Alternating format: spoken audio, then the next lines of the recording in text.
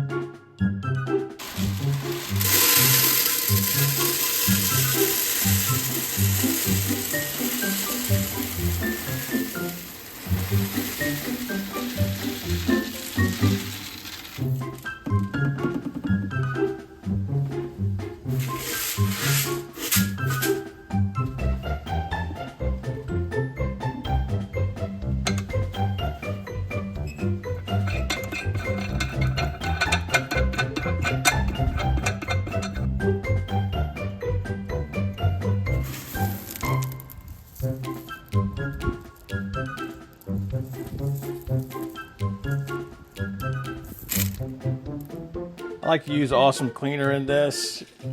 Generally, for what I've got in here, one bottle of Awesome, about a quart, I believe it is, and then 1 quart of water generally does it. I don't want to go too much higher. You can tell where the level is at in here. You look at this, I don't want to go too much higher than that, just so the pieces are all, hardware is all in solution when this thing is vibrating. That's really all you need. You don't need to fill this up any more than what it is, because this will cause a little bit of foam, and we'll show you after it gets rolling about the first hour. Now, comparatively speaking, this is not a whole lot. We even got some paint on there. We'll see if that gets taken off. What I've done in the past, this shouldn't take too long. I'm going to throw these in here. But one of the things that Awesome Cleaner will do as well, it'll keep parts from rusting. Sometimes some of the cleaners and degreasers, they're really not kind of rust inhibitors, but anything in an Awesome solution, it won't rust. Anyway, we'll get this sealed up and get it going here. One thing to note with the new bowl, Harbor Freight sent a new, not just a new seal, but a new type of seal. The old seal is actually 2 pieces. One piece would go in the bowl, another one on the lid. The one on the lid's cracking pretty badly. I don't know if we'll be able to save it or not. It's right here. You can see where it's kind of given way and everything over the years. But it does seal well for what I do. Keeps the dust down, of course, in the shop. You really want to seal it if you're polishing. Here, it's probably not as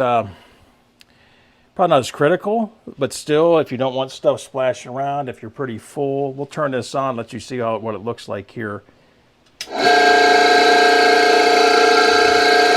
You can see it kind of splashing up a little bit here and there. And as it gets going, it's going to foam up a little bit. So we're going to let this go to work. Sorry, we're going to let this go to work. I'm going to put the lid on it, and we'll give it an hour and see where we're at.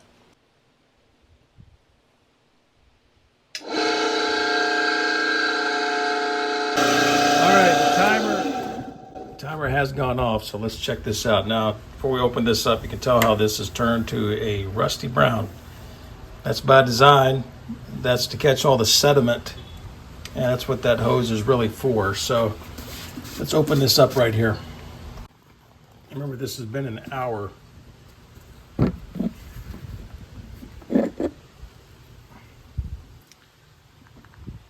Not too much need for a lid, but anyway. All right, that's about what we'd have. So you look at that. Let me dig around in here. You can tell how this has gotten to be a little bit of a rusty color. So, all right, here's one of the. No, that's not bad. This was the real rusty one. You can tell where it's starting to bang away at that rust after just 1 hour. That's pretty good, actually. What else is in here? There's another rocker arm getting really clean. It's nice. A couple other washers. What else is in here? We'll get a couple bolts out. All right, this is that really rough bolt. You can tell it's starting to work on a little bit, but this thing's still rusty. But the washer, one of the rusted up washers, is loose. I can feel it right there. I don't have two hands. I'm holding the. Anyway, you can tell it's starting to get at it. What else? All right. Yeah, here's a piece of that linkage. It looks really nice. It's looking really good.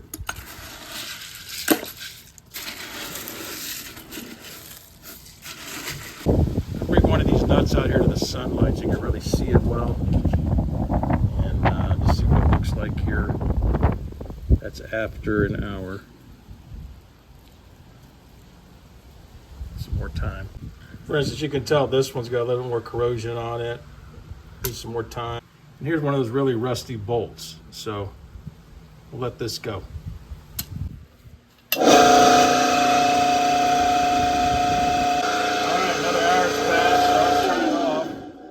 Open it up. Let's see how things look in here.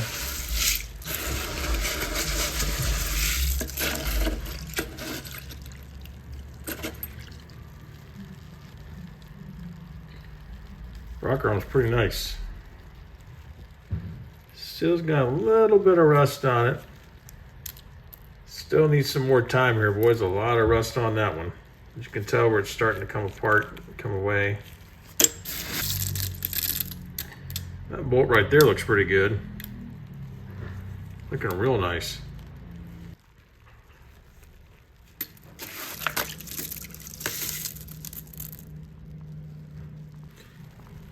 All right, some of these pieces are starting to get cleaned up after the first couple hours. We're going to let this go overnight. So probably another, I don't know, we'll make it 6 to 8 hours here and see what we end up with in the morning. So let's give it another whirl.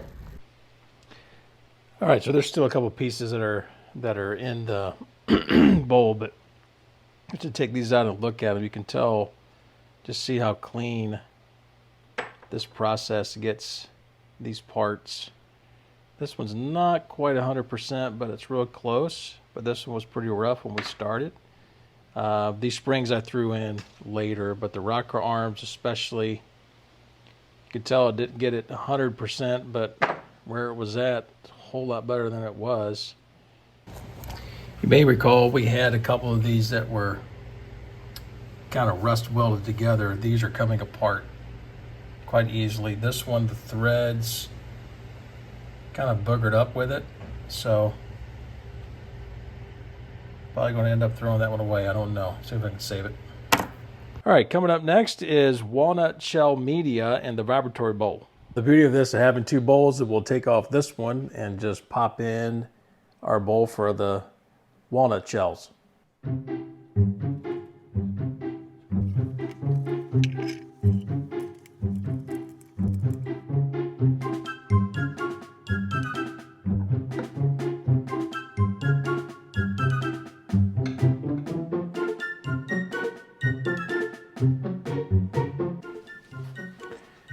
We got walnut shell media we're going to be using. You can get this at Amazon, Harbor Freight.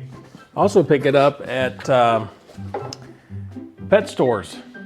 This is used for reptile bedding as well, and I've done that over the years. So whatever's cheapest, floats your boat, it works just fine.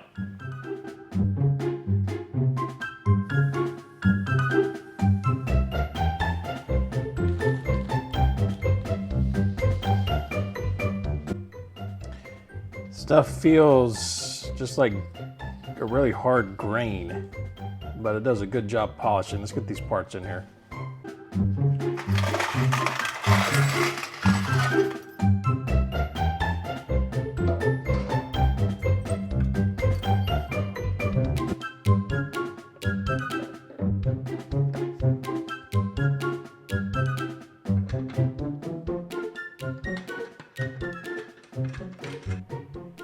Okay, we're going to turn this on and let it go all night long.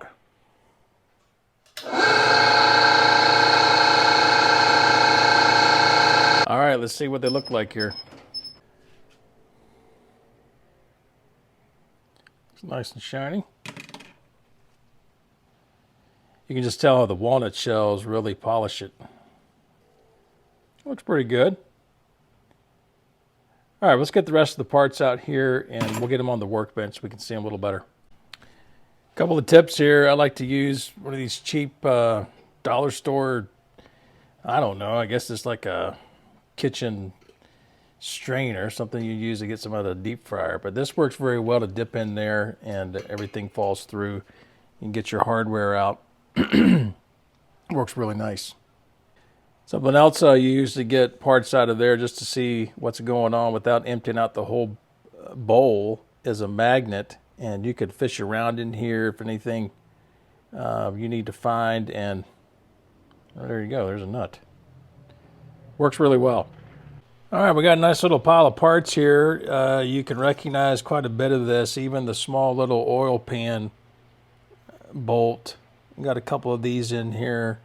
They're polishing out really nice. Some of the rougher parts that I threw in there, like this one, you may recall when we first looked at it in the video footage. This looks really nice. I do like the rocker arms. You can tell they turned out really good. Most of these are really just basically spray them down a little bit, get some of the dust off, and install them just about. They're really good shape. A lot of these parts and pieces turn out really nice. Hey, listen, I really like, even the small parts, I really like vibratory bowl. It just works so good, and a lot of these parts clean up so nicely. They look sharp. There's another small bolt that was kind of rough. It's in really good shape. Looks nice. The good thing too about using walnut shell media, if I need to paint anything, I can basically wipe this down if I want to prime it, but paint it. Look at this one here. This is one of the body bolts. Turned out really nice. Now, fellas, as you know, hardware for these cars and trucks and these classic vehicles, very expensive. If you buy it from a reproduction company, a lot of times the sizes, maybe it's the length, not so much the diameter or thread count, but the length, maybe the head of that bolt. There's maybe even the size of the nut, the depth of it. A lot of things are very specific to the vehicle, to the engine, or whatever it might be. Anytime you take apart an old car, maybe a parts car, something like that, you get a sub-assembly, tear it down, save all your hardware. Vibratory bowl is where it's at to clean everything up, catalog of this, organize it. Time and again, I found myself going back to using the hardware that I've already saved from years ago, vibratory bowl will get you there. Well, guys, that's it today for Tool Tip Tuesday here at the Hot Rod Reverend Garage. Thanks for stopping by. We're so glad that we're growing in subscribers and a lot of visits to our website, hotrodreverend.com. I want you to get on there if you've never been. Look at that introductory video. It talks a lot about what's logged and what's organized on the website for anybody that owns a mid-50s Ford or truck. There's bound to be some stuff there that'll help you. And then number two, you also find out why I have the name Hot Rod Reverend. I am a preacher of the gospel of Jesus Christ. It's my privilege to have owned this car since I was 16, and also to be someone who has dedicated his life to preaching the gospel of the Lord Jesus Christ so that people can be saved, have a relationship with God. And it'd be my privilege if you'd reach out to me and let me know what God's doing in your life. I'd love to be a help in any way that I can. God bless you, and we'll see you on the next one.